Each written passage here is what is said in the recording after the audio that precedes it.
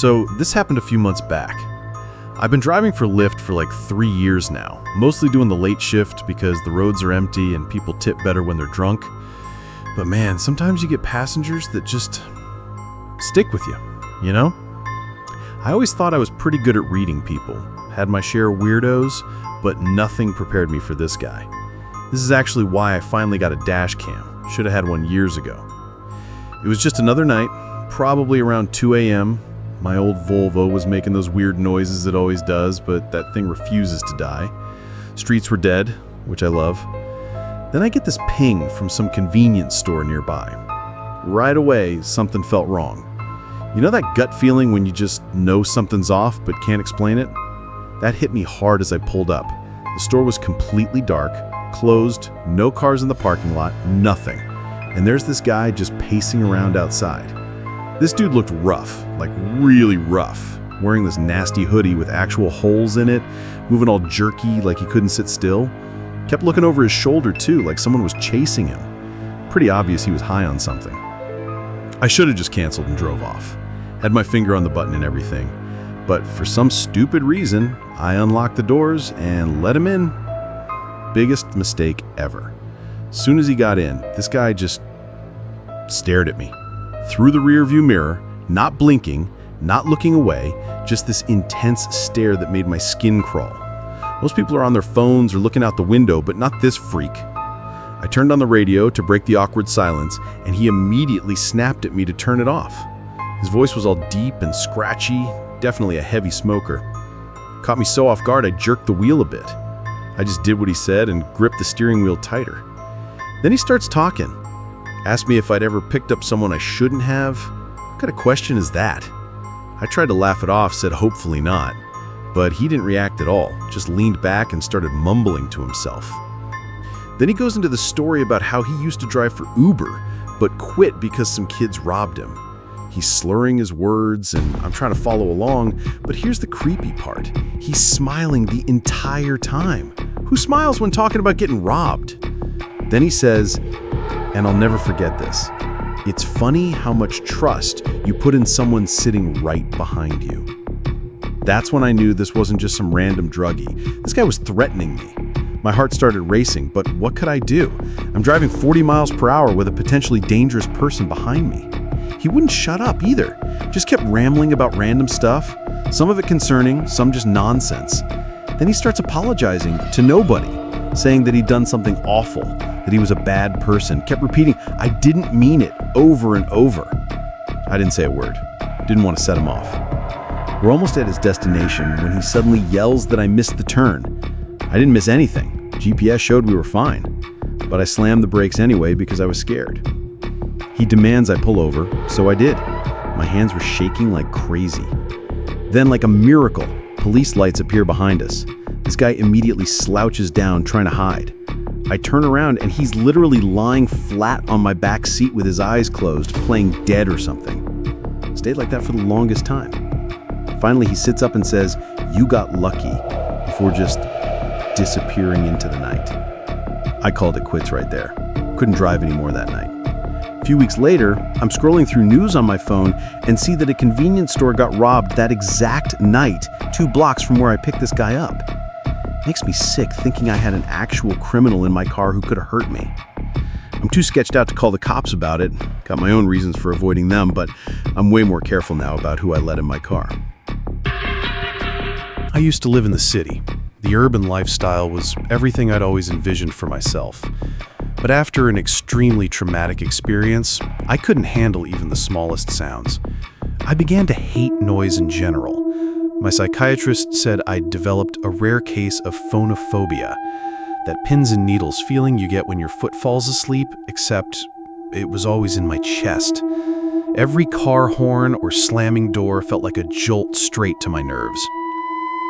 About 3 years ago, I found a cabin deep in the Pacific Northwest, somewhere in Oregon, though I won't say exactly where for reasons you'll understand. It seemed perfect. Very few neighbors, no traffic, barely any cell service, and most importantly, no noise.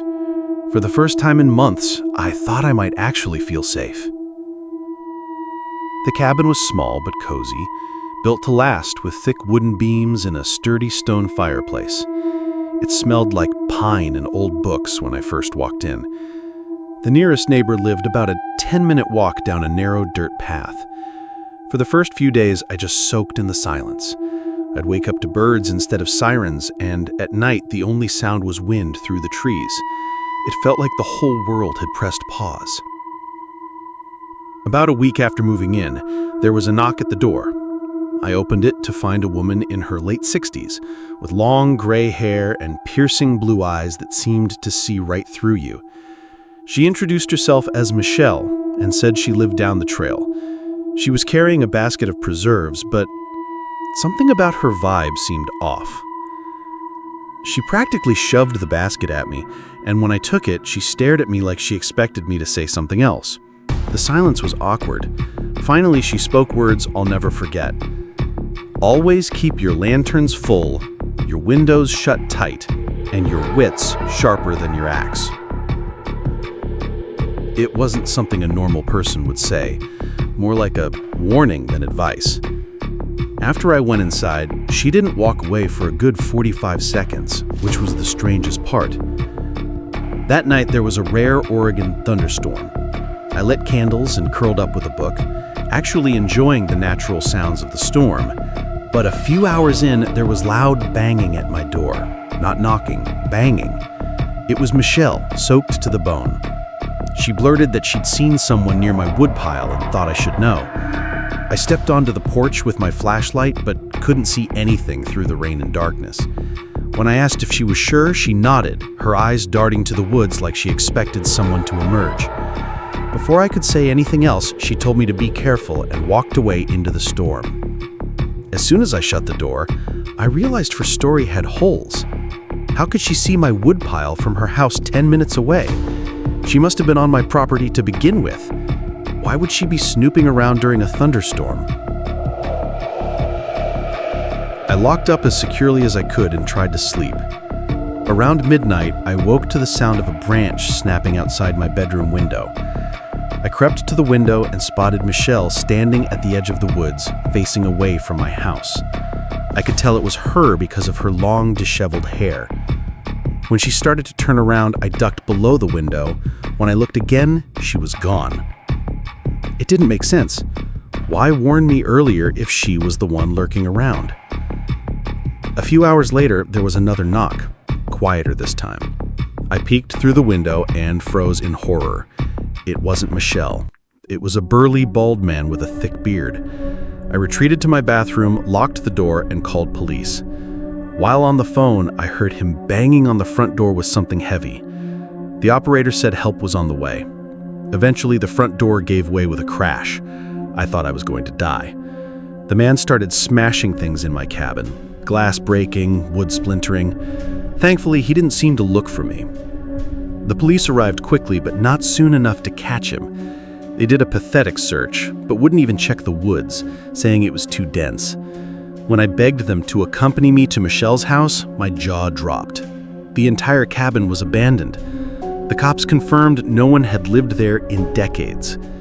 They wouldn't search it for squatters, saying there were no clear signs of habitation. They basically told me that living in the woods was a risk I was taking and not their problem. I moved out, obviously, but not before spending one more awful night there. Some friends think Michelle was a spirit trying to protect me, but I don't believe in the paranormal. I think two people had been squatting in that abandoned cabin. I just don't understand why they targeted me, or why Michelle would warn me if she was planning to break in. I don't think I'll ever know the truth. My name is Luke. My girlfriend Catherine and I met 3 years ago as freshmen at Stanford, my dream school since I was 8. We're both from Ohio, her from Cincinnati, me from just outside Columbus, which I think is why we were drawn to each other.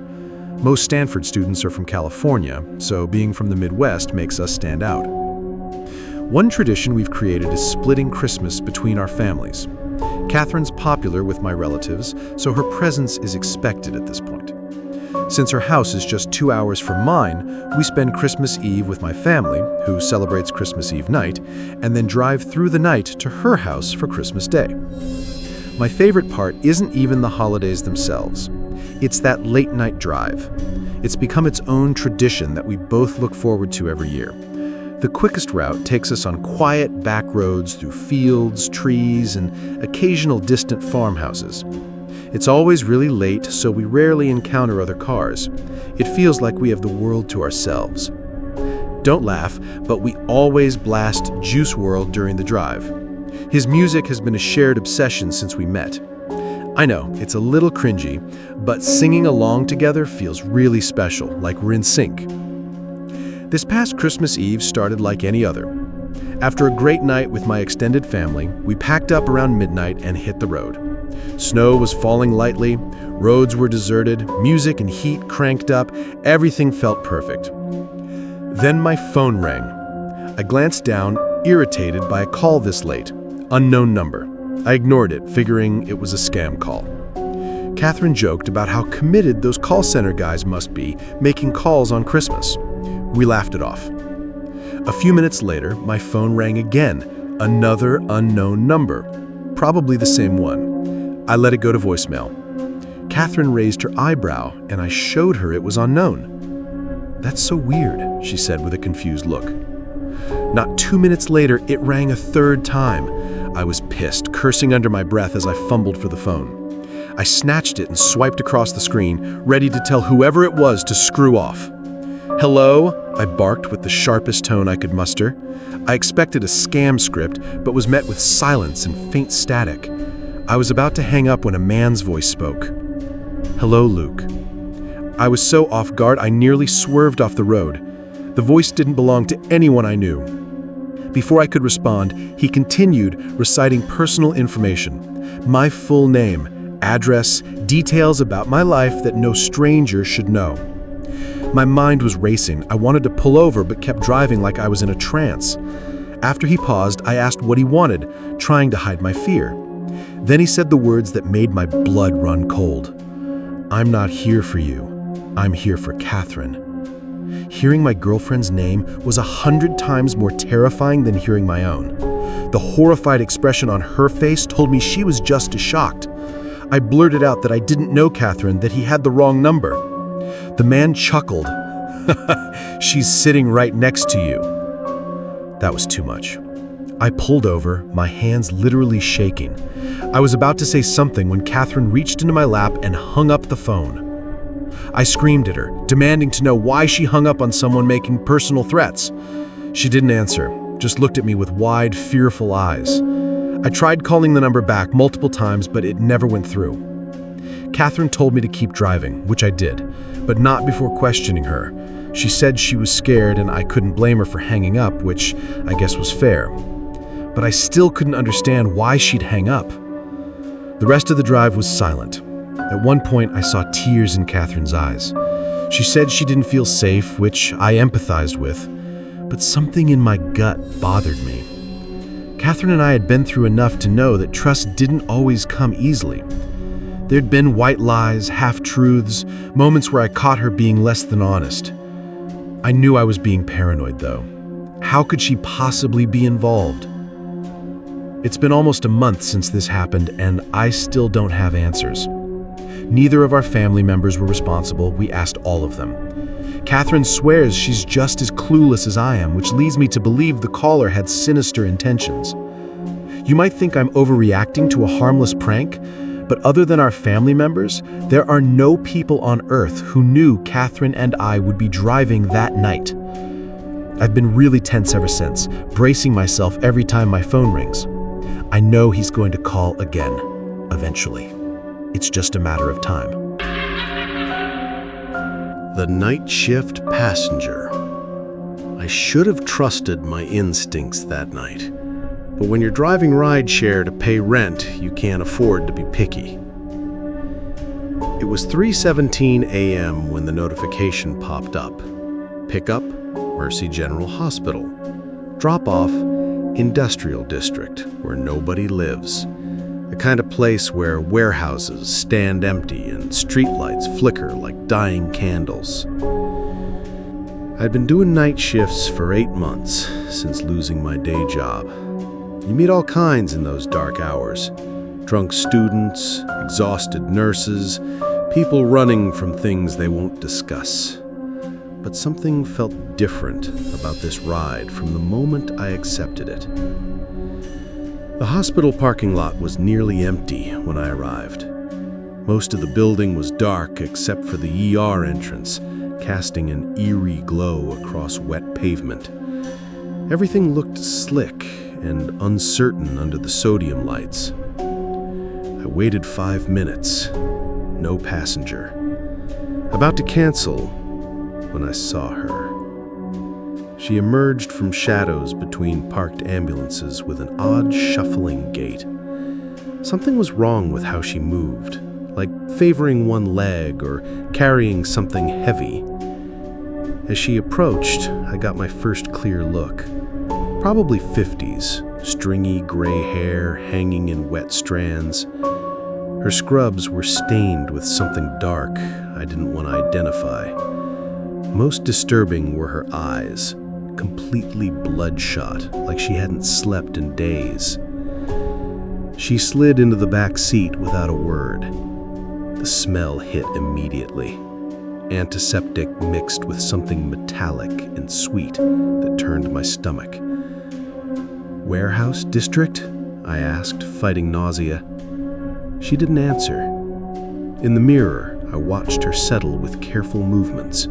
Her hands wore torn, discolored latex gloves. We were 5 minutes in when she first spoke. "Do you ever wonder what happens after death?" The question caught me off guard. In the mirror, those bloodshot eyes stared directly at me.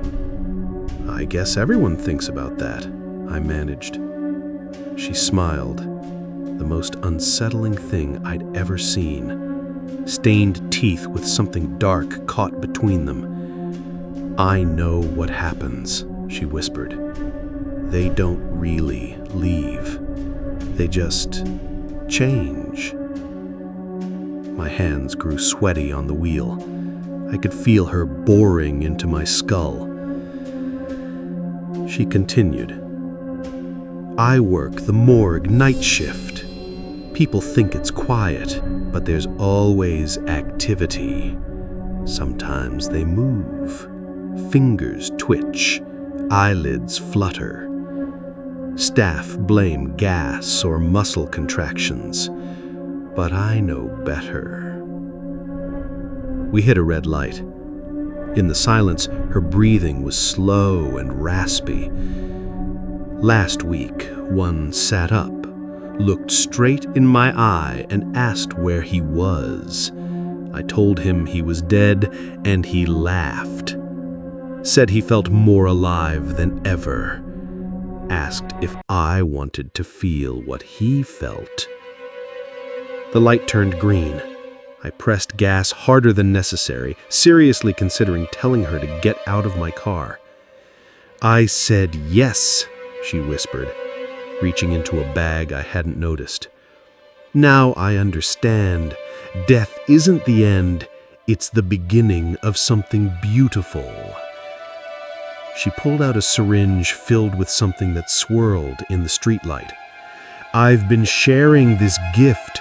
Taxi drivers mostly, people who work alone at night, people who understand isolation." I slammed the brakes and pulled over, tires screeching. "Get out of my car!" When I turned around, the back seat was empty. Door still closed, window up. She was simply gone. Even the smell had vanished. I sat there, heart pounding, staring at empty seats. Eventually drove home, convincing myself it was hallucination from too many sleepless nights. But when I checked my phone, there was a notification. "Trip completed. 5-star review. Perfect ride. Hope to see you again soon. M." I never dropped her off. The address didn't exist.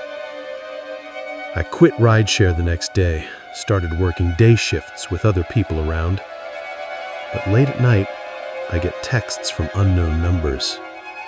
Ready for your gift yet? Changed my number 3 times. Messages keep coming. Lately I dream about that warehouse district, walking dark streets, searching for non-existent addresses. In dreams, I'm not afraid anymore. I'm excited. She's still out there, sharing her gift with other drivers. And the worst part? Part of me wants to find her again.